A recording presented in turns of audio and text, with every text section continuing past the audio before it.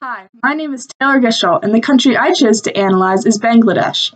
Bangladesh is a small country located in South Asia, and it is one of the poorest and most densely populated countries in the world.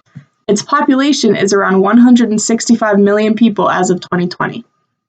Now, despite their economic struggles, there are some fun facts about the country. First of all, the country has 6 distinct seasons, as opposed to the 4 that we are used to here in the US.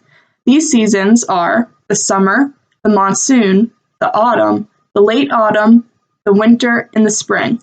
They also have the longest uninterrupted sea beach in the entire world. Its name is Coxs Bazar, and it is 120 kilometers long. The last fun fact that I would like to share with you about Bangladesh is that the country itself has its own language.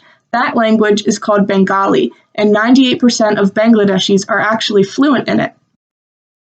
As we learned in Marketing 423, there are 4 main types of economic systems. These include 1. Market capitalism, 2. Centrally planned capitalism, 3. Market socialism, and 4. Centrally planned socialism.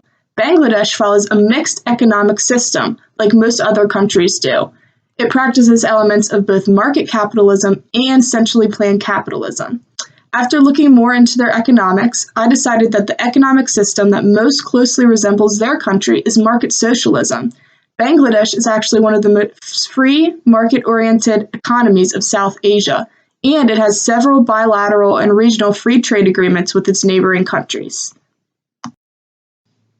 Now, the type of economy that closely resembles Bangladesh is a developing nation.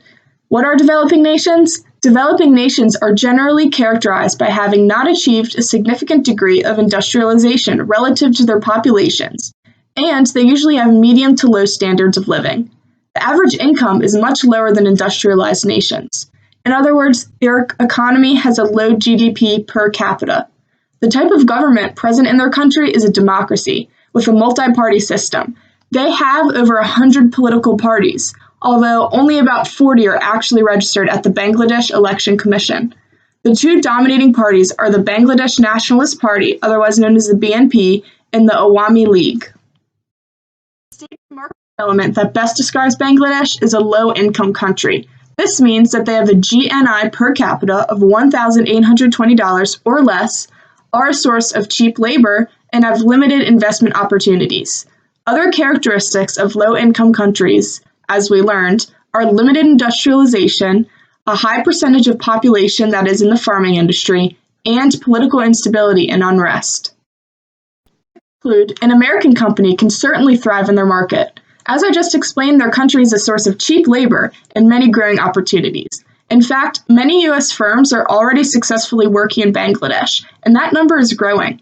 The U.S. Embassy of Dhaka is actually committed to supporting U.S. companies to start exporting or grow their exports to Bangladesh. One example of this is in the garment industry, which is a source of growth for the rapidly developing country. Have you ever seen a piece of clothing that says "Made in Bangladesh"? That is just one example of many for this expanding market.